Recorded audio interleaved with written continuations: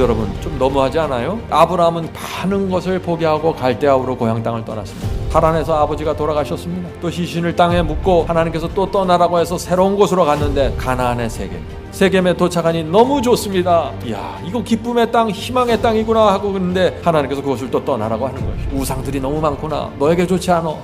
그래서 말씀의 준종에서 또다시 움직여 갔는데 거긴 축복이 있기커녕 뭐가 있어요? 기근이 있는 것입니다. 가족이 굶어 죽을 상황이에요. 성도 여러분, 아브라함의 마음이 어땠을까요? 하나님의 말씀을 쫓아가는데 주변에 일어나는 상황들을 보면은 아브라함은 절망할 수밖에 없는 것입니다. 그런데 이 아브라함은 여기까지 성공적인 생애를 사는 것입니다.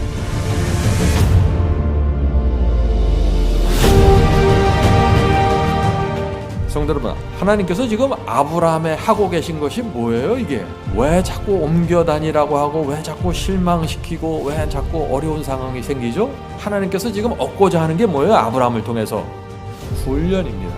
어떤 훈련이에요? 하나님께서 말씀하시면 의심하지 않고 묻지 않고 믿음으로 전진해 나가라는 훈련입니다.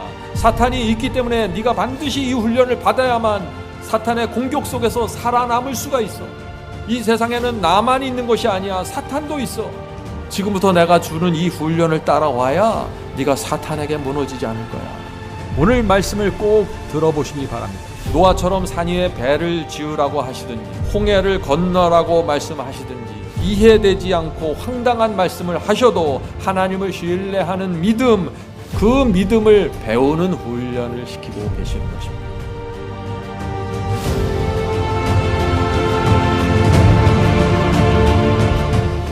우리가 나누는 이 아브라함의 이야기를 통해서 천사들이 마음에 기쁨이 생기고 하나님께서 참 영광받게 되길 제가 간절히 바랍니다. 오늘 많은 분들이 아브라함을 오해합니다. 아브라함에 대해서 이런 생각을 갖고 있습니다. 여러분, 아브라함을 보세요. 믿음의 조상 아브라함도 아내를 누이라고 속였습니다. 아들을 주겠다고 하나님의 약속하셨는데 그 약속을 불신하고 하갈을 취해서 이스마엘을 낳았습니다. 인간은 다 그렇게 약한 것입니다. 그래서 우리는 주님을 믿는 믿음으로만 구원받는 것입니다. 아브라함의 이야기를 우리가 이렇게 해석하면 될까요? 아브라함도 아내를 누이라고 속였으니 나도 그래야지. 아브라함도 하나님의 약속을 불신하고 하갈을 취했으니 나도 그런 엄청난 잘못을 해도 다 구원받겠지. 믿음의 조상도 그랬는데 내가 이렇게 사는 건 너무나 당연한 거야. 이런 논리로 가면 안 되는 것입니다. 그것은 창세기의 그 아브라함의 이야기를 전혀 오해한 것입니다. 그것은 하나님의 마음을 전혀 모르는 것이에요. 그래서 오늘 우리가 아브라함의 이야기를 살펴보는 것입니다. 아브라함 이야기는 하나님께서 한 사람을 부르셔서 그 사람의 인생을 통해서 믿음이 무엇인지 가르쳐 주셔서 결국 모리아산에 세워주시는 것입니다. 그것은 하나님의 능력과 하나님의 승리입니다. 부족하고 넘어지고 쓰러질지라도 하나님의 말씀을 붙잡고 전진하면은 하나님께서 반드시 모리아산의 믿음으로 인도하신다는 것이 아브라함의 이야기입니다. 그래서 우리가 아브라함의 이야기를 통해서 용기를 갖게 되는 것입니다. 야곱도 마찬가지입니다. 아브라함만 그런 것이 아니에요. 야곱의 이야기도 마찬가지입니다. 야곱은 장자권을 받기 위해서 거짓말했습니다. 아브라함처럼 치사한 사람이었어요. 그러나 에서의 복수를 피해서 야밤에 도망갔죠. 그러나 하나님께서 그 야곱을 불쌍히 보시고 야곱의 긴 방랑의 삶을 통해서 그를 믿음의 사람으로 세워주십니다. 야복강 앞에서 이스라엘이라는 이기는 자라는 새로운 이름을 주시는 것입니다. 하나님의 승리입니다. 성도 여러분, 이 구약 성경에 나오는 믿음의 노독들의 이야기는 사람의 승리가 아니라 하나님의 승리 이야기입니다. 요셉도 하나님의 승리이고 다윗도 하나님의 승리입니다. 솔로몬 이야기도 하나님의 승리입니다. 이렇게 수많은 사람들 속에서 하나님께서 승리하시는 역사가 이루어지는데 동시에 사단이 또 이기는 이야기도 있다는 것입니다. 그렇죠? 사울 왕은 사탄에게 끌려갔습니다. 가론 유다도 사탄에게 끌려갔습니다. 수많은 사람들이 사탄에게 무너져 버렸습니다. 그래서 하나님과 사탄의 전쟁이 치열하게 벌어지고 있는데 어떤 사람은 하나님에 의해서 승리의 길을 가고 어떤 사람은 무너져 버린다는 것입니다. 그것이 성경 이야기입니다. 성도 여러분, 저와 여러분의 생애는 어떻습니까? 저와 여러분의 생애에서 지금 어느 분이 누가 승리하고 계십니까? 이것이 이것이 중요하죠. 오늘 우리가 하나님께서 이 아브라함을 인도하시는 최종 목적지가 어디인가를 살펴볼 것입니다. 중간 목적지가 아닙니다. 최종 목적지입니다. 그래서 우리도 그 하나님께서 인도하시는 최종 목적지를 바라보면서 신앙을 하고 전진해야 된다는 것입니다. 자, 하나님께서 갈대아 우르를 떠나라고 아브라함에게 명령하셨죠. 그때 아브라함이 떠났습니까? 떠났습니다. 많은 것을 포기했습니다. 안락함을 포기했고 편안함을 포기했고 익숙한 것들을 포기하면서 재산까지 희생했습니다. 놀라운 믿음의 결정이었습니다. 그래서 하나님께서 아브라함을 갈대아 우르에서 빼내서 하란으로 인도하십니다. 오늘 우리가 아브라함이 간 발자취를 살펴볼 것입니다. 거기서 이 하란에서 아브라함의 아버지가 갑자기 돌아가십니다. 자, 생각해 보세요. 하나님께서 부르셔서 믿음으로 고향을 떠났습니다. 그런데 하란에 도착한 지 얼마 안 돼서 아버지가 돌아가신 것입니다. 그 마음이 어떨까요? 아버지의 시신을 땅에 묻으면서 어떤 마음을 가졌을까요?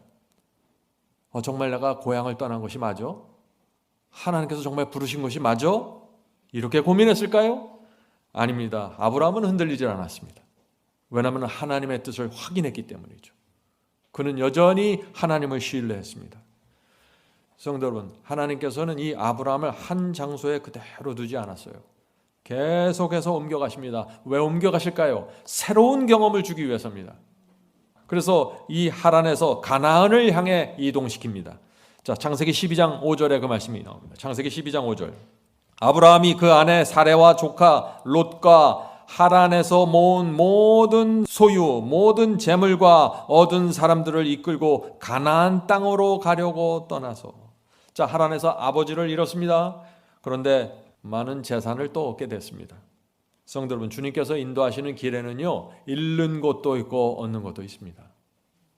항상 얻기만 하는 것이 아니에요. 그러므로 여기서 우리가 배워야 될 교훈이 뭐예요? 상황을 보면 안 된다는 것입니다.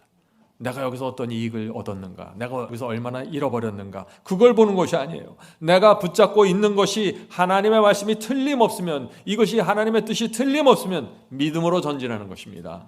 그것이 하나님께서 아브라함에게 가르쳐 주고자 했던 믿음입니다.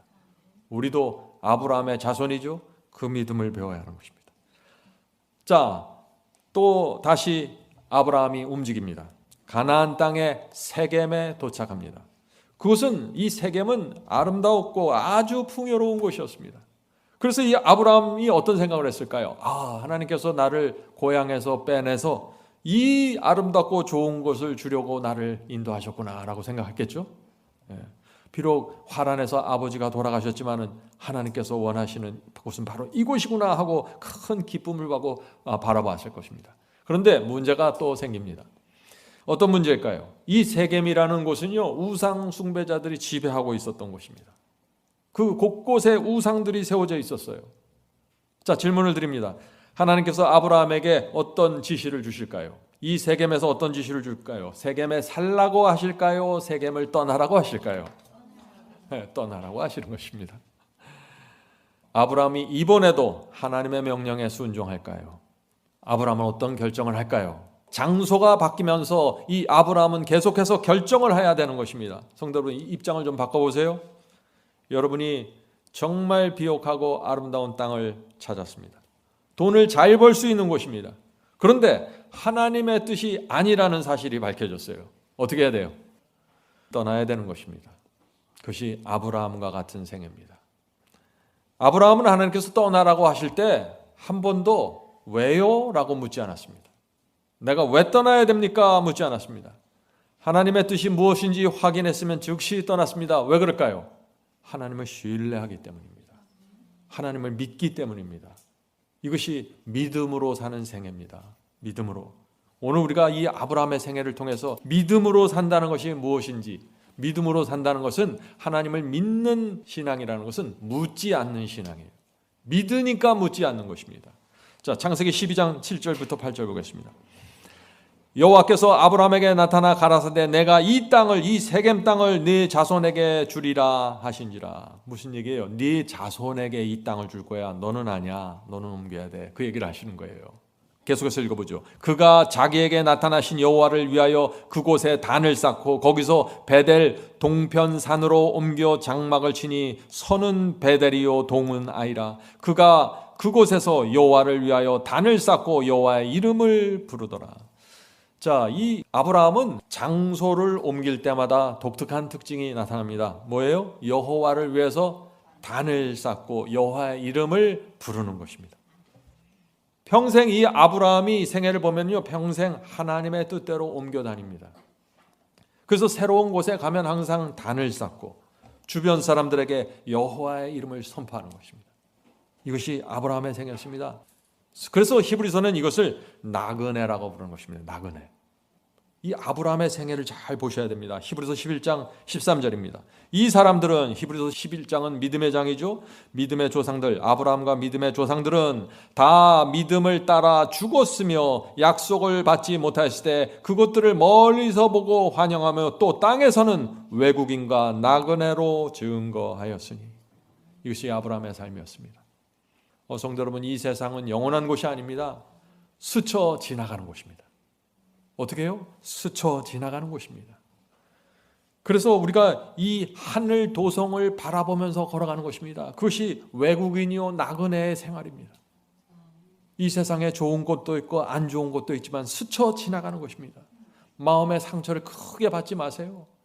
너무 많은 것을 기대하지 마세요. 우리는 가라고 하면 가고 떠나라고 하면 떠나면서 가는 곳마다 제단을 쌓고 여호와의 이름을 부르면서 살아가는 사람들입니다.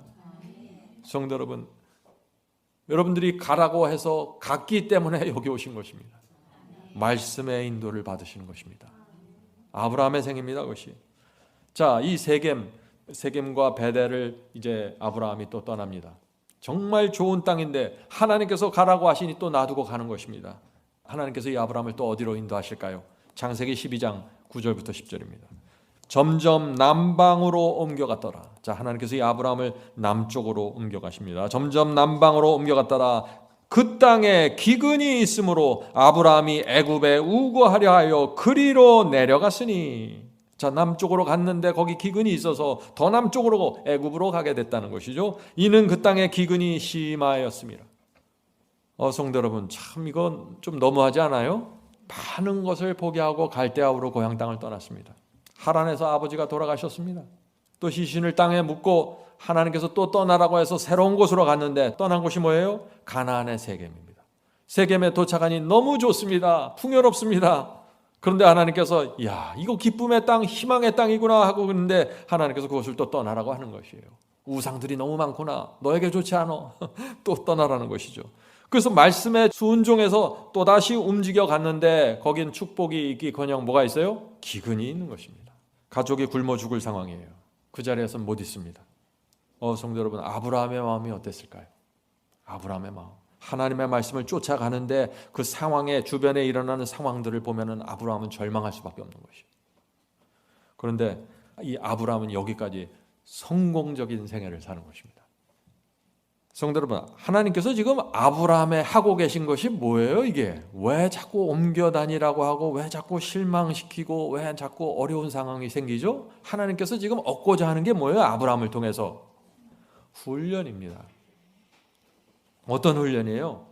하나님께서 말씀하시면은 의심하지 않고 묻지 않고 믿음으로 전진해 나가라는 훈련입니다. 상황이 안 좋더라도 여전히 따라가라는 훈련입니다. 사탄이 있기 때문에 네가 반드시 이 훈련을 받아야만 사탄의 공격 속에서 살아남을 수가 있어. 이 세상에는 나만 있는 것이 아니야. 사탄도 있어. 지금부터 내가 주는 이 훈련을 따라와야 네가 사탄에게 무너지지 않을 거야. 노아처럼 산 위에 배를 지으라고 하시든지 홍해를 건너라고 말씀하시든지 이해되지 않고 황당한 말씀을 하셔도 하나님을 신뢰하는 믿음, 그 믿음을 배우는 훈련을 시키고 계시는 것입니다. 성도 여러분, 우리가 어떻게 해야 돼요? 하나님의 말씀을 내 짧은 소경과 머리로 판단하시면 큰 문제에 빠집니다. 이 말씀은 동의하지만 저 말씀에는 내가 동의하지 못하겠습니다. 이런 신앙으로 가면 하나님의 인도하심을 받지 못해요. 그냥 고향 땅 떠났다가 세겜에서 머물든지 하란에서 머물든지 그냥 중간지에서 그냥 머물고 거기다 뿌리 박고 끝나는 것입니다. 모리아산까지 가지 못한다는 것입니다. 성도 여러분, 우리는 아브라함의 자손이 되어야 됩니다. 그렇죠? 우리가 지난 시간에 배웠습니다. 우리는 아브라함의 자손입니다. 갈라디아 3장 29절 보겠습니다. 너희가 그리스도의 것이면 곧 아브라함의 자손이요 약속대로 유업을 이룰 자니라. 우리는 그리스도의 소유입니다. 우리는 그리스도 안에 거하는 사람들입니다. 주님을 믿는 사람들입니다. 아브라함의 자손이라는 것입니다. 그러면은 아브라함의 자손이면은 아브라함이 받은 훈련을 받으면서 아브라함의 믿음을 배워가야 되는 것입니다. 그것이 아브라함의 자손이 되는 길입니다. 자, 그래서 요한복음 8장에 예수께서 유명한 말씀을 하셨죠. 요한복음 8장 39절입니다. 예수께서 이르시되 너희가 아브라함의 자손이면 아브라함이 행한 일을 할 것이거늘. 분명하죠? 누구든지 아브라함의 자손이면 아브라함의 행한 일을 하라는 것입니다. 아브라함의 믿음으로 살아가라는 것입니다. 자, 그래서 마태복음 3장 9절부터 10절에 또 이런 말씀이 있는 것입니다. 예수님의 말씀입니다. 속으로 아브라함이 우리 조상이라고 생각하지 말라. 내가 너희에게 이르노니 하나님이 능히 이 돌들로도 아브라함의 자손이 되게 하시리라. 유대인들에게 하는 말씀이죠. 너희가 하나님께 마음을 바치고 순종하지 않으면서 아브라함의 자손이라고 주장하지 말라는 것입니다. 하나님의 능력이 임하면 이 돌들도 아브라함의 자손이 될 수 있어. 계속해서 읽어보죠. 이미 도끼가 나무 뿌리에 놓였으니 좋은 열매, 이 좋은 열매가 뭐예요? 아브라함의 자손이 되는 열매예요. 아브라함의 믿음을 갖는 그 열매, 그 좋은 열매를 맺지 아니하는 나무마다 찍혀 불에 던지우리라.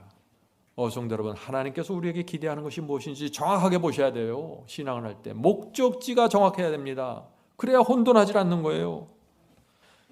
자, 아브라함의 얘기를 다시 보겠습니다. 아브라함이 이제 풍요로운 땅 세겜을 떠나 남쪽으로 내려간데 기근을 만났습니다. 그래서 기근을 피하기 위해서 어디를 갑니까? 애굽으로 갔습니다.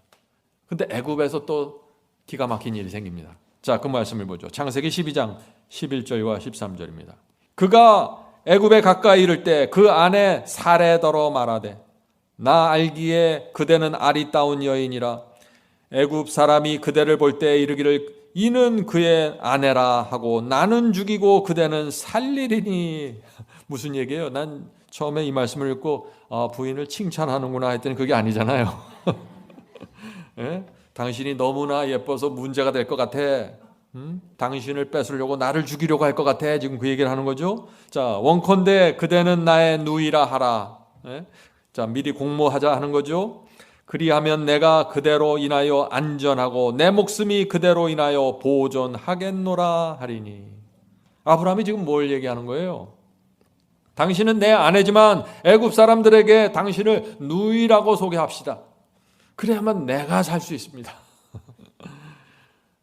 그래서 이 아브라함이 자기가 살기 위해서 이 아내를 애굽 왕에게 넘겨주는 이 장면이 나옵니다.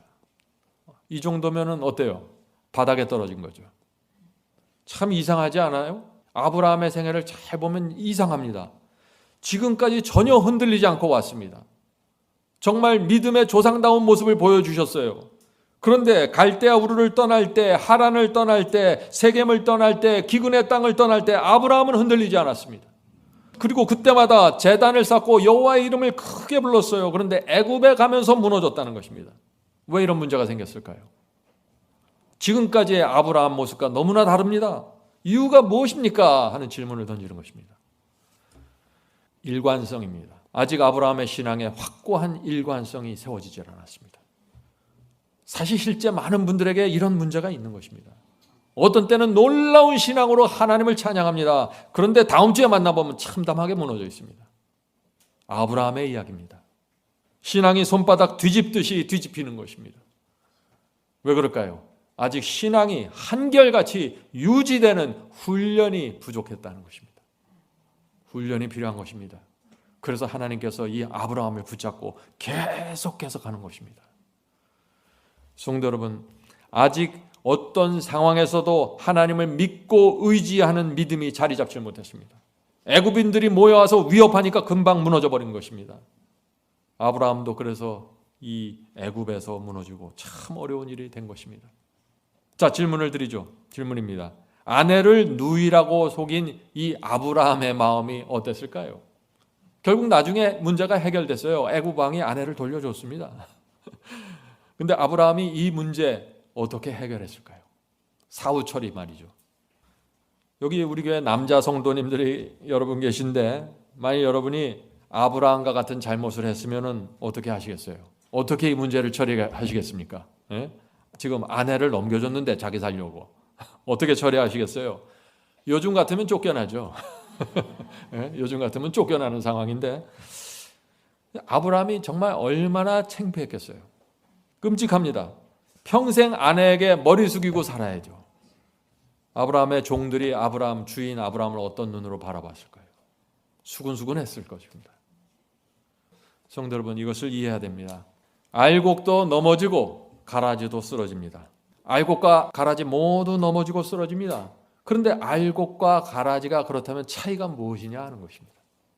가라지는 쓰러졌을 때 교훈을 배우질 못합니다. 자신의 부족함이 뭔지 모르는 거예요. 회개하지 않습니다. 그래서 성장하지 않습니다. 가라지는 쓰러져요. 계속 쓰러지는데 성장하지 못해요. 그러나 알곡은 다르다는 것입니다. 알곡은 넘어졌을 때 회개합니다. 자신의 부족함을 뼛속 깊이 느끼면서 묵상합니다. 내가 왜 무너졌지? 여기서 내가 무엇이 내 문제인가? 고민하는 것입니다. 아브라함이 어떻게 했을까요? 아브라함이 회개하고 아내에게 사죄하지 않았겠어요? 종들에게 자신의 부족함을 인정하고 용서를 비료했을 것입니다. 성도 여러분, 그래서 아브라함이 성장했던 것입니다. 아브라함의 인생에 전혀 죄가 없고 전혀 부족함이 없어서 모리아산에 쓴 것이 아니라 남들 앞에 내놓을 수 없는 참담함이 있었고 유치함이 있었는데 아브라함은 회개했고 그 속에서 깊은 교훈을 받으면서 성장했던 것입니다. 아브라함의 신앙입니다. 사탄은요, 아브라함이 무너질 때마다 무서운 공격을 합니다. 아내를 누이라고 속였을 때 사탄이 아브라함의 귀에다 대고 뭐라고 말했을까요? 야, 너 이게 말이 되니? 너 같은 사람이 하나님을 믿는다고 어떻게 말할 수 있냐? 너 이런 식으로 하려면 왜 갈대아우를 떠났어? 아브라함의 가장 아픈 곳을 사탄이 속삭였을 것입니다. 그러나 아브라함은 포기하지 않았습니다. 왜요? 하나님을 알았습니다. 용서해 주시는 하나님, 그 하나님의 사랑과 자비를 바라보면서 다시 일어난 것입니다. 계속해서 하나님의 인도를 따라가기로 결정한 것입니다. 성도 여러분, 이것이 알곡입니다. 알곡, 하나님의 사랑과 자비를 보면서 주의 인도를 따라가는 것입니다. 그래서 이 하나님께서 이 아브라함을 데리고 모리아산까지 갈 수 있었던 것이에요. 하나님이 억지로 끌고 갈 수 없는 길입니다. 이 길은. 성도 여러분, 아브라함의 신앙이 어떻게 형성되었는지 잘 보세요. 내 삶에서 내 신앙에서 무엇이 빠져 있는지 잘 보시라는 얘기입니다. 그래야만 아브라함의 자손이 되는 것입니다. 그래야만 아브라함을 닮은 그리스도인이 될 수 있는 것이에요. 자, 아브라함이 이제 애굽에서 가나안으로 돌아왔습니다. 가나안의 삶은 평탄했을까요? 아닙니다. 또 문제가 생깁니다. 왜 문제가 생겨요? 하나님께서 훈련하는 과정이 안 끝나는 것입니다. 계속해서 이런저런 인생의 문제가 생기는 것입니다. 자, 무슨 문제예요? 롯의 종들과 아브라함의 종들이 싸웠습니다. 왜 싸웠습니까? 아브라함과 롯의 가축과 재산이 늘어나면서 종들이 서로 지역을 다투는 것입니다. 서로 좋은 지역에 가서, 풀이 많은 지역에 가서 양들을 먹이고 싶은 것이에요. 아브라함이 이번에 어떻게 반응했습니까? 하나님을 믿고 신뢰할까요? 아니면 인간의 욕심과 이기심에 휘둘러 또다시 무너질까요? 계속해서 이 전쟁이 펼쳐지는 것입니다. 애굽에서 무너졌던 아브라함은 이번에 놀라운 승리를 하죠. 여러분들 아실 것입니다. 창세기 13장 8절부터 9절. 자, 아브라함이 하는 말을 들어보세요. 아브라함이 롯에게 이르되 우리는 한 고륙이라, 우리는 한 가족이다. 나나 너나 내 목자나 네 목자나 서로 다투게 말자. 내 앞에 온 땅이 있지 아니하냐. 나를 떠나라. 네가 좌하면 나는 우하고 네가 우하면 나는 좌하리라. 유명한 말씀이죠. 아브라함의 아름다운 신앙이 여기서 올라오는 것입니다. 이 땅인가 저 땅인가 결정하는 것은요, 재산의 크기를 결정하는 거예요. 앞으로 그 땅은 땅값이 오를 땅이에요. 지금 내가 갈 땅은 땅값이 내려가는 땅이에요. 움직이지 않아요. 이 땅은. 이때 먼저 선택권을 주겠다는 얘기예요. 자, 질문을 드립니다. 네가 좌하면 나는 우하고 네가 우하면 나는 좌하리라 하는 이 아브라함의 이 말은 사탄에게 큰 타격을 주었습니다. 왜 그럴까요?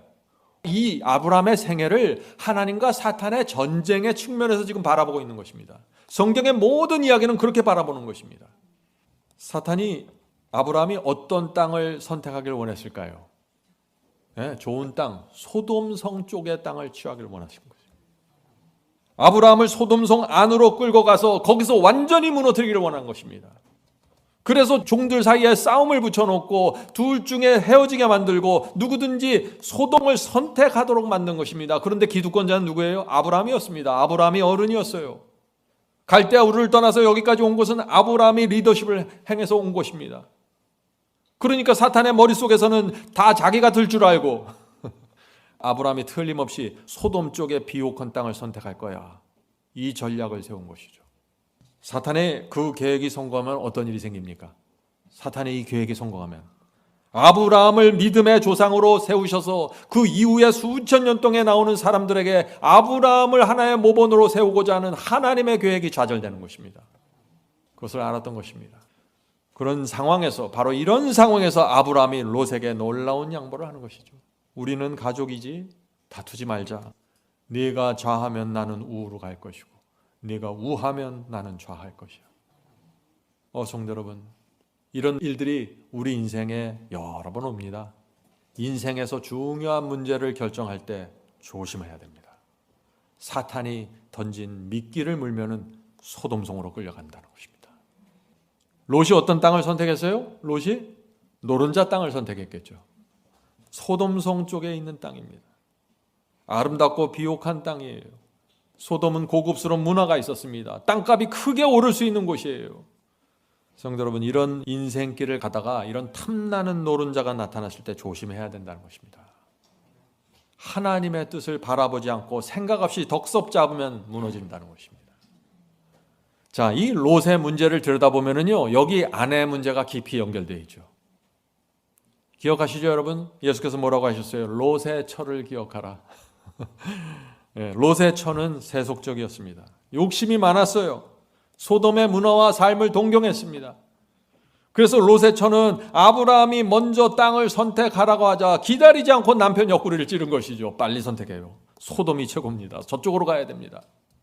우리 교회는 이 롯의 처 같은 자매님들 안 계시겠죠? 안 계셔야 됩니다. 우리가 여기서 뭘 볼 수 있냐면요, 아내의 역할이 중요하다는 것입니다. 롯이 우물쭈물하고 우유부단하더라도 아내가 딱 옆구리 붙잡고 있었으면 정확하게 봤을 것이에요. 남편이 세상 깊이 들어가면 아내가 붙잡아줘야 됩니다. 아내가 기도와 말씀으로 살지 않으면요, 남편을 잡아줄 수가 없습니다. 아내가 경건하지 않으면 롯의 처처럼 되는 것입니다. 가족이 무너집니다. 저는 지금까지 살아오면서요, 아내의 신앙이 얼마나 중요하다는 사실을 여러 번 느낍니다. 그건 모든 사람의 거의 마찬가지예요. 아내 때문에 아내의 신앙이 무너지면서 가정이 무너지는 것입니다. 성도 여러분, 이 부부가 뭡니까? 부부는 서로 돕는 자가 되어야 되는 것입니다. 남편이 욕심 부릴 때 아내가 붙잡아주고, 아내가 욕심 부릴 때 남편이 붙잡아줘야 되는 것입니다. 그것이 부부입니다. 남편이 정신 차리지 못할 때 아내가 붙잡아줘, 아내가 정신 차리지 못할 때 남편이 붙잡아주는 것입니다. 하나님께서 그래서 부부를 주신 것입니다. 서로 붙잡아주라고 말이죠. 성도 여러분, 우리의 이 가정이 중요합니다. 여러분들이 가정에서 정말 아내로서, 남편으로서 이 영적인 위치를 잘 잡고 있어야 됩니다. 그래야 하나님께서 여러분의 가정을 보호해 주실 수 있는 것입니다. 자, 질문 드립니다. 롯의 가정이 처음부터 소돔성에 들어가서 살았습니까? 하는 질문입니다. 롯의 가족은 어떻게 무너지게 되었나요? 창세기 13장 2절입니다. 아브라함은 가나안 땅에 거하였고 롯은 평지 성읍들에 머무르며, 처음에는 평지에 머물렀어요. 그 장막을 옮겨 소돔까지 이르렀더라. 이해되시죠? 이 장면이 처음부터 소돔성 안으로 곧바로 들어간 것이 아닙니다. 점차적으로 서서히 소돔성 안으로 들어가게 된 것입니다. 처음에는 이 롯이 소돔의 문화와 세속을 크게 경계했을 것입니다. 내가 좋은 땅은 차지하지만 소돔성 안에는 안 들어갈 거야, 이렇게 생각했을 것이에요. 그리스도인이라면 당연히 그런 생각을 갖겠죠. 그러나 살다 보니 어떻게 돼요? 살다 보니 눈이 달라지기 시작하는 것입니다. 점점 더 소돔이 매력적으로 보이게 되는 것입니다. 어떻게 돼요? 결국 그래서 소돔성 안으로 들어가는 것입니다. 그때부터 소돔성 안으로 들어가고 나서부터는 이 롯이 가족을 보호하기 위해서 해줄 수 있는 것이 별로 없었어요. 왜냐하면 완전히 가족이 소돔의 쾌락과 세속과 부패에 노출되어 버렸기 때문입니다. 세속적인 그 감화력이 있죠. 세속적인 감화력을 어떻게 저항할 수가 없었습니다. 가족들이 점점 악에 익숙해지는 것입니다. 자기가 악을 범하지 않더라도 악이 많은 곳에 살다 보니까 악에 익숙해져요. 죄를 봐도 죄로 보질 못하는 것입니다. 전에는 죄를 보면 깜짝 놀라고 경계심이 일어나는데 이제는 경계심이 안 일어나는 거예요. 자기가 죄를 범하지 않더라도 무너져 버리는 것입니다.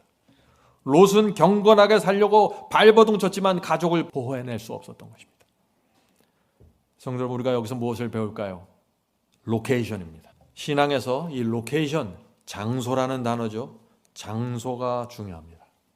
이 로케이션, 장소에서 롯의 가족과 아브라함의 가족의 운명이 갈라졌습니다. 그죠? 롯은 소돔의 로케이션을 가졌고 아브라함은 소돔의 반대쪽으로 가서 로케이션을, 장소를 정한 것입니다. 자, 많은 분들이 그래서 이런 고민을 합니다. 저에게 이런 질문을 많이 받습니다. 제가 다니는 교회는 영적이지 않습니다. 교인들이 말씀에 관심이 없고 설교에 정확한 진리를 선포하지 못합니다. 영적으로 마음이 통하는 친구가 제가 다니는 교회에 없습니다. 어떻게 해야 될까요? 무슨 문제예요 이게? 로케이션을 묻는 문제예요. 이런 분들에게 저는 로케이션을 옮기라고 제안합니다. 이 문제가 적극적으로 기도해야 될 문제입니다. 성도 여러분, 여러분이 어떤 일을 잘 하고 싶으면 어떻게 돼요? 먼저 가장 쉬운 것은 장소를 바꾸는 것입니다. 여러분이 투자를 잘 하고 싶어요? 그러면 로케이션을 여의도로 바꾸셔야 돼요. 여의도. 투자자들이 많이 모인 전문가들이 있는 곳으로. 또 돈을 잘 벌고 싶으세요? 부자와 성공한 사람들을 만나는 로케이션으로 가야 됩니다. 그것이 로케이션의 문제예요. 신앙을 잘 하고 싶으면 어떻게 해야 됩니까? 신앙에 집중하는 사람들, 신실한 사람들이 모여있는 로케이션을 찾아가셔야 돼요. 그 교회를 찾아가야 되는 것입니다. 다른 방법이 없어요.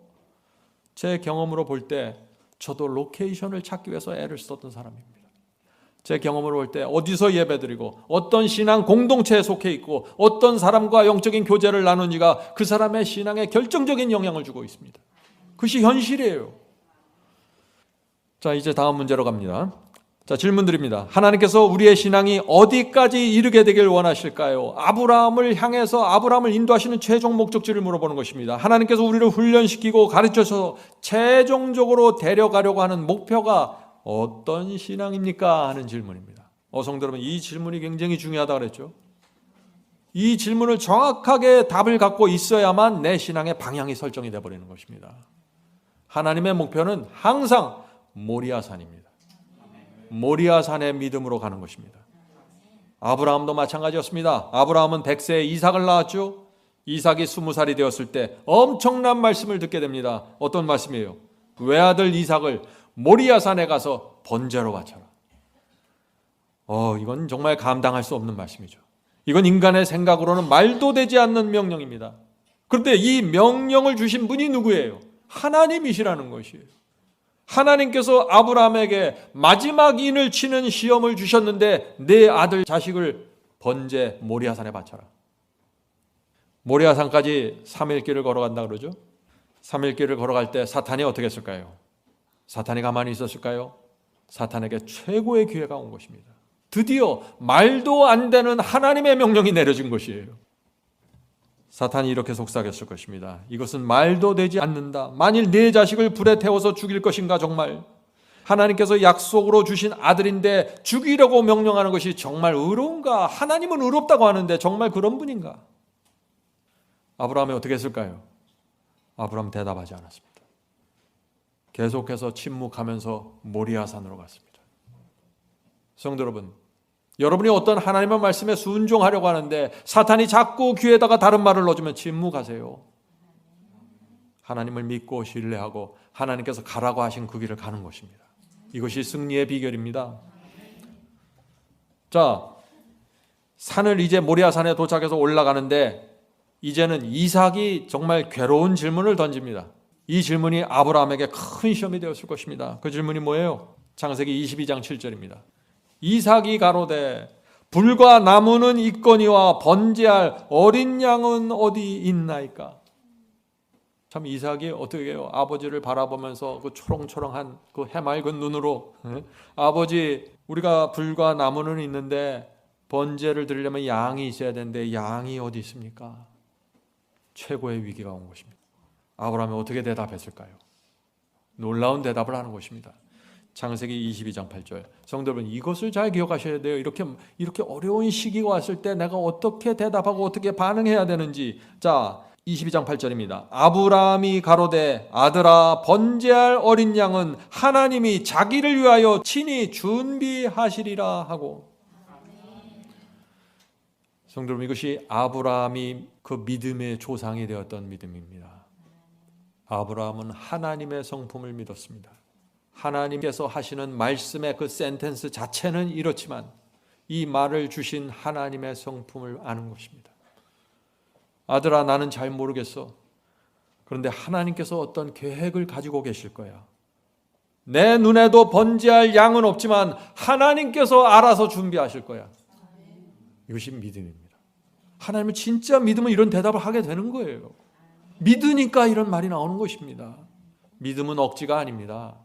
믿음은 내가 쥐어짜 는 것이 아니에요. 믿음은 맹목도 아닙니다. 믿음은 자연스럽게 나오는 것입니다. 믿기 때문에 나오는 것입니다. 신뢰하기 때문에. 성도 여러분, 하나님께서 원하시는 믿음이 뭔지 잘 보세요. 하나님의 말씀이라면 무조건 전적으로 신뢰하는 믿음. 그 믿음을 갖는 것이 우리 인생의 목적입니다. 우리가 왜 이 땅에 태어났습니까? 이 믿음을 갖기 위해서 태어난 거예요. 어떻게 우리가 하나님을 믿을 수 있어요? 하나님은 말씀하시면 지구를 만드시고 말씀하시면 지구 옆에 달을 붙여놓는 분이에요. 능력의 하나님입니다. 그런데 그 능력의 하나님이 당신 자신의 아들을 십자가에 매달고 우리를 구원하기로 결정하셨어요. 이런 상황에서 믿음이 생기지 않는다면 누구를 믿고 살겠어요, 이 세상에. 그래서 전적으로 믿는 것입니다. 전적으로. 그런데 이 믿음을 가지려면요, 하나님의 뜻을 분별하는 분별력을 가져야 됩니다. 믿음은 맹목적이 아니에요. 분별해야 됩니다. 진리를 분별하고 예언을 분별하고 말씀을 분별하면서 믿음을 발휘해야 되는 것이에요. 아무렇게나 믿는 것이 아닙니다. 자, 로마서 12장 2절 보겠습니다. 너희는 이 세대를 본받지 말고, 이 세대를 본받지 말라. 이 악한 세대를 본받지 말라. 이 세상에 얼마나 재미있어요. 쾌락이 있고 재미가 있고 엔터테인먼트가 있고 얼마나 좋아요. 따라가고 싶잖아요. 그런데 이 세대를 본받지 말라는 것입니다. 방법이 있습니다. 두 가지입니다. 첫째, 오직 마음을 새롭게 함으로 변화를 받아. 새 마음을 받으셔야 됩니다. 하나님께서 주시는 새 마음. 그 마음이 어떻게 생겨요? 하나님을 믿으니까 생기는 마음이에요. 하나님을 믿지 않으면 이 세대를 본받고 싶어요. 그런데 하나님의 말씀을 믿으니까, 신뢰하니까 나에게 새로운 마음이 생긴 것입니다. 이제는 이 세대가 싫어지는 것입니다. 두 번째, 하나님의 선하시고 기뻐하시고 온전하신 뜻이 무엇인지 분별하도록 하라. 성도 여러분, 분별해야 됩니다. 아브라함이 갈대아 우르와 하란과 세겜에서 하나님께서 말씀하실 때 하나님의 뜻을 분별하고 움직였습니다. 그래서 하나님께서 말씀하시고 명령하시면 그것이 하나님의 선하시고 기뻐하시고 완전하신 뜻으로 분별하면서 움직였던 것입니다. 그래서 믿음으로 순종할 수 있는 것이에요. 하나님께서 말씀하셨는데 이것이 선하지 않고 이것이 기쁜 것이 아니라 이것이 완전하지 않다고 내가 느끼면 어떻게 되겠어요? 못 따라가요. 그런데 지금 바울은 얘기하는 것입니다. 하나님의 선하시고 하나님의 기뻐하시고 온전하신 뜻이 무엇인지 분별하라. 이것을 분별하면 믿음은 자연히 온다는 것입니다. 자, 그런데 아브라함이 잘 따라오다가 애굽 사람들이 사라에게 욕심을 내자 그때 아브라함이 하나님의 뜻을 분별했어요? 분별하지 못했다는 것이에요. 하나님의 선하시고 아름답고 완전하신 뜻을 분별하지 못하면서 무너져버린 것입니다. 사라가 아브라함에게 여보 더 늦기 전에 후처를 얻으세요. 나는 아들 못 낳습니다. 기억하시죠? 그렇게 유혹했을 때 하나님의 선하시고 기뻐하시고 완전하신 뜻을 아브라함이 발견했습니까? 분별하지 못했어요. 그래서 무너진 것입니다. 성도 여러분, 아브라함은 하나님의 뜻을 분별하지 못할 때마다, 하나님의 말씀을 정말 완전하시고 선하시고 정말 귀한 것으로 분별하지 못할 때마다 쓰러지고 넘어지고 인생의 쓴맛을 보게 된 것입니다. 중요한 진리입니다. 하나님의 뜻을 분별하셔야 돼요. 근데 그냥 분별하는 것이 아니라 그 하나님의 말씀이 정말 선한 것이고 하나님의 마음에 기쁨을 주는 것이고 온전한 것이라는 사실을 분별해야 된다는 것입니다. 아브라함이 이걸 배운 것입니다.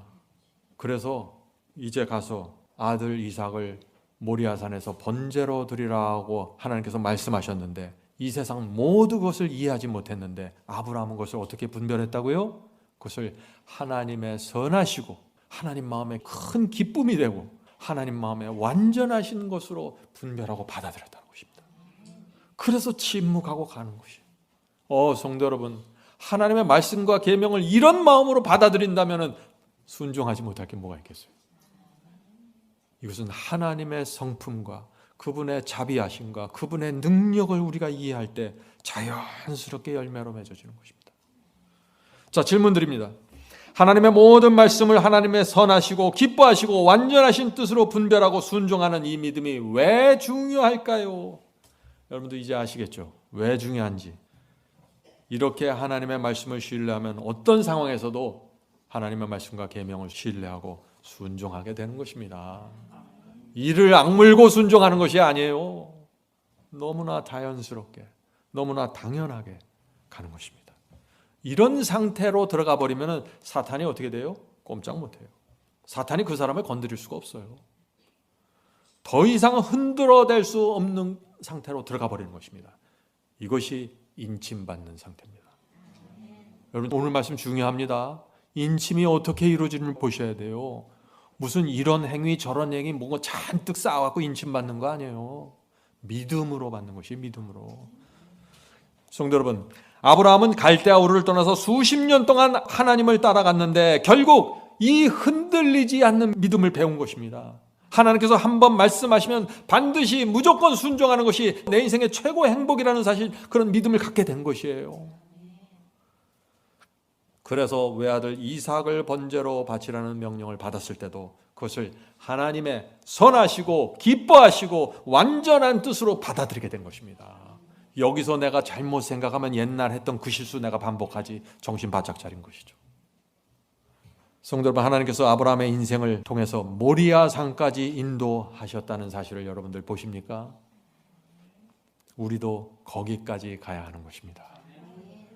그것이 우리를 향한 하나님의 목적지입니다. 거기가 종착역이에요.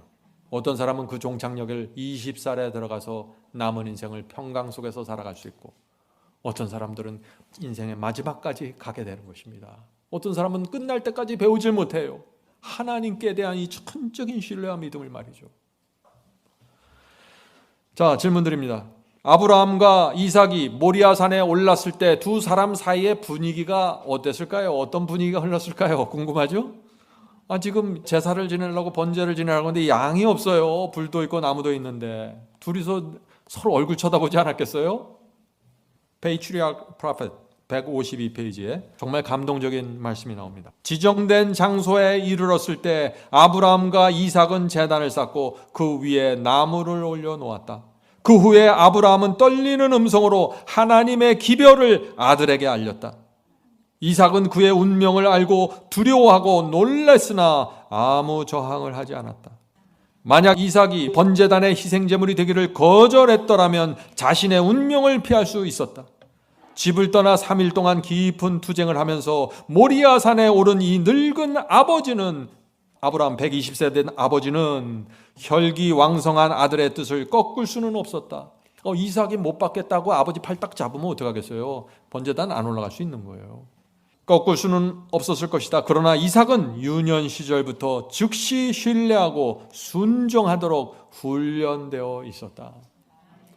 이삭은 아브라함의 자손이라는 것입니다.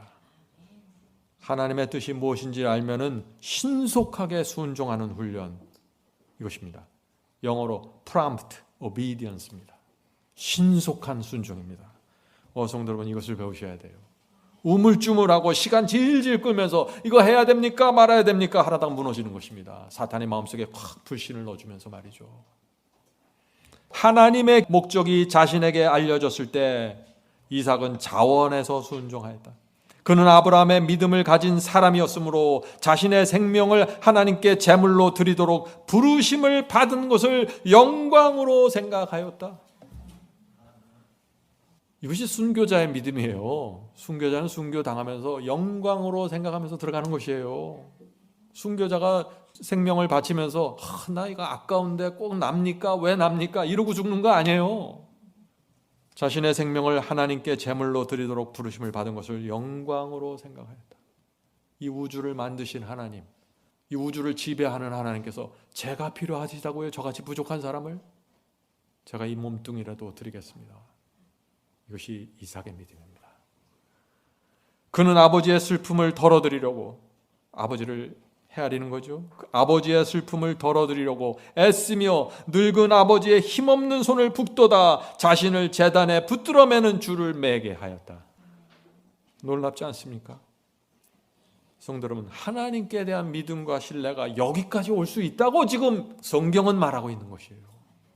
하나님의 승리입니다. 그런데 생각해보면 당연한 믿음이에요. 제가 이 말씀을 준비하면서 가만히 생각해보니까 이거 사실 굉장히 어려운 것 같은데 또 한편으로 보면 당연해요. 하나님께서 우리 인생을 책임지시는 분입니다. 우리를 어떻게 해서든지 하늘 데려가려고 해서 자신의 아들까지 십자가에 매다셨습니다. 하나님은 엄청난 분이십니다. 그런 하나님께서 그렇게 명령을 하시는데 아들을 모리아산에 번제로 드리라 할 때 하나님께서 얼마나 간절한 마음으로 그 말씀을 하셨을까요? 아브라함에게 일일이 다 말해줄 수 없어요. 사탄과 악령들이 지켜보고 있는 것입니다. 하나님께서 아브라함을 신뢰하고 주신 명령입니다. 이렇게 해다오. 우리가 하나님을 알면은요, 하나님께서 말씀하실 때 죽어도 좋고 살아도 좋습니다. 우리가 하나님을 알면은 망해도 좋고 흥해도 좋은 것입니다. 성도 여러분, 염려하지 마세요. 하나님께서 한번 말씀하시면 분명한 것은 이것입니다. 한번 말씀하시면 그것은 반드시 선하시고 기뻐하시고 완전한 뜻이 포함되어 있다는 것입니다. 이것을 바라보고 분별하기 때문에 따라가는 것이에요. 그래서 이 믿음을 가진 사람들이 하나님께 나가 완전한 굴복을 드리고 완전한 평강으로 들어가게 되는 것입니다. 이것이 기독교 신앙의 신비입니다. 사람들이 이것을 놓쳐서 헤매는 것입니다. 순종은 그냥 억지 행위가 아니에요. 순종은 정말 원하는 것입니다. 하나님의 마음을 헤아리기 때문에요. 자, 계속해서 읽겠습니다. 그리고 이제는, 이제 두 부자지간의 이야기죠. 그리고 이제는 마지막 사랑의 이야기를 나누며 마지막 눈물을 흘리고 마지막 포옹을 한다. 아버지는 그의 아들을 죽이려고 칼을 든다. 이때 갑자기 그의 팔이 정지된다. 하나님의 천사가 하늘에서 그를 부른다. 아브라함아, 아브라함아. 이제 아브라함이 말합니다. 내가 여기 있나이다 하고 재빨리 대답한다. 얼마나 빨리 대답했겠어요. 그렇지, 하나님께서 부르시는구나. 내가 올바로 믿었구나. 재빨리 대답한다. 또다시 음성이 들린다. 창세기 22장에 있는 말씀입니다. 그 아이에게 내 손을 대지 말라. 아무 일도 그에게 하지 말라. 내가 내 아들 내 독자라도 내게 아끼지 아니하였으니 내가 이제야 내가 하나님을 경외하는 줄을 아노라. 하나님께서 아브라함을 여기까지 인도하실 때 45년이 걸렸다고 지난 시간에 말씀드렸죠. 이제야 네가 인침을 받는구나. 얼마나 감동적인 장면입니까? 모리아 산에서 드디어 하나님의 목적이 이루어졌습니다. 하나님께서 얼마나 기뻐하셨을까요? 천사들이 얼마나 신이 났을까요? 그래서 야고보서에 이런 말씀이 있는 것입니다. 야고보서 2장 21절 23절입니다. 우리 조상 아브라함이 그 아들 이삭을 제단에 드릴 때 행함으로 의롭다 하심을 받는 것이 아니냐. 믿음이 있으니까 그런 엄청난 행함이 나온 것이 아니야. 지금 그 말씀을 하는 것이죠. 네가 보거니와 믿음이 그의 행함과 함께 일하고. 믿음은 믿음만 가는 게 아니에요. 행함이 나오는 거예요. 믿음과 행함은 분리시키지 말아요. 바벨론의 복음이 뭐예요? 믿음과 행함을 분리시키면 바벨론 복음이에요. 그게. 하나님의 복음은 믿음과 행함이 하나예요. 아무도 분리시킬 수 없어요. 믿기 때문에 순종하는 것입니다. 믿기 때문에 그렇게 행하는 것이에요. 내가 그 대학이 인류라는 사실을 믿으면 그 대학을 위해서 열심히 밤을 새면서 공부하는 것입니다. 행함이 나오는 것이에요. 믿음의 행함과 같이 가는 것입니다. 무엇을 믿느냐로 결정되는 것입니다. 믿음이 그의 행함과 함께 일하고 행함으로 믿음이 온전케 되었느니라. 이에 성경에 이른바 그는 하나님의 벗이라 칭함을 받았나니. 성도 여러분, 이 사도 야고보가 뭐라고 말합니까? 아브라함이 외아들 이삭을 제단에 바쳤을 때 하나님의 친구라는 타이틀을 받았다는 것입니다. 성도 여러분 잘 보세요. 이 모리아산의 시험이 하나님의 친구가 되는 시험입니다. 하나님께서 친구로 삼겠다는 것이에요. 왜요? 너는 내 마음을 아는구나. 모리아산의 믿음을 가지면은요, 하나님의 마음을 시원하게 해주는 친구가 된다는 것입니다. 하나님의 친구가 뭔가요? 하나님께서요, 어떤 사람에게 어떤 시련을 주시고 어떤 시험을 주실 때 참 고민을 많이 하실 것 같아요. 이거 잘못 어려움을 줬다간 삐져갖고 달아날 텐데 어느 정도까지 뜨거운 시험을 줘야 이게 믿음이 성장하고 붙잡고 나를 따라올까? 하나님의 친구는 그 고민을 안 한다는 것이에요. 하나님의 친구는 아들을 번제로 드려 하면 드린다는 것입니다. 고민 없이. 전적인 신뢰입니다. 하나님께서 이 믿음을 원하시는 것입니다. 왜요? 하나님과 사탄의 전쟁 속에서 너희를 끝까지 보호할 수 있는 길이 이것이야 하고 지금 제시해 주는 것이에요. 그래서 이 모리아산에서 큰 투쟁이 벌어진 것입니다. 내가 이제야 네가 하나님을 경외 하는 줄을 아노라 라고 말씀하셨을 때 하나님께서 아브라함에게 해주신 말씀일 뿐만 아니라 이 사탄을 향해서 온 우주 앞에서 선언하신 것입니다. 어떻게 선언해요? 이것입니다. 이것이 내가 원하는 신앙이야. 바로 이것이야. 누구든지 나를 믿고 따라오면 내가 여기까지 인도해서 아브라함의 후손으로 만들 것이야. 사탄의 어떤 공격에도 흔들리지 않는 백성을 만들어낼 거야. 그 증거가 모리아산의 아브라함이야. 이렇게 말합니다. 우리는 지구 역사의 마지막에 살고 있습니다. 마지막 환란을 바라보게 되는 것입니다. 다니엘과 요한계시록은 모두 지금이 마지막 때라고 말하고 있습니다. 7교회 예언에서도 마지막 교회고 7인에서도 마지막 인이고 7나팔에서도 마지막 나팔이고 모든 예언이 마지막을 가리키고 있습니다. 이 마지막 환란이 시작이 되면은 모리아산의 투쟁이 일어나는 것입니다. 모리아산의 투쟁입니다. 사탄이 지구 역사 최고의 압박을 가할 것입니다. 온 세상이 하나님의 성도들의 신앙과 믿음을 이해하지 못할 것입니다. 저들은 왜 저렇게 믿는 거야? 이해하지 못할 것이에요. 온 세상이 사탄의 정신을 드러낼 것입니다. 성도들을 극렬하게 미워하고 증오하게 될 것이에요. 그 자세한 공부는 바이블 칼리지에서 하세요.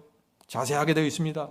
그때 그런 이 세상이 그렇게 돌아갈 때 모리아산의 아브라함을 기억하시라는 것이에요. 모리아산의 아브라함. 아브라함이 아들까지 바치면서 끝까지 견디고 충성하는 시험을 받았던 것처럼 마지막 때, 마지막 환란 때 우리도 끝까지 충성하는 시험을 받게 될 것입니다. 사탄은 우리 가족들을 붙잡고 흔들어낼 수도 있어요. 아브라함의 시험이 나타나는 것입니다. 모리아산의 시험이. 성도 여러분, 그때 우리가 무엇을 기억해야 돼요? 아브라함을 기억하면서 하나님의 선하시고 기뻐하시고 온전하신 뜻이 무엇인지 분별해야 되는 것입니다. 예언을 이해하는 사람들은 분별하게 될 것입니다. 짐승이 누구이고 짐승의 표가 무엇인지 분별해야 돼요. 그때는. 지금은 몰라도 티가 안 나죠. 그때 모르면 금방 티나요. 무너져 버려요. 하나님의 인이 무엇이고 짐승의 표를 어떻게 거절해야 하는지 분별해야 되는 것입니다. 분별하는 사람들은 승리할 것입니다. 이 문제는 제가 바이블 칼리지에서 자세히 다뤘습니다. 여러분들 꼭 공부하셔야 됩니다. 예수께서 재림하십니다. 여러분의 운명이 달려있는 성경 공부가 이것입니다. 자, 질문 드립니다. 자, 그렇다면 하나님께서 왜 모리아산에 성전을 세웠습니까? 솔로몬의 성전이 모리아산에 세워졌죠? 그 이유가 무엇이냐 하는 얘기입니다.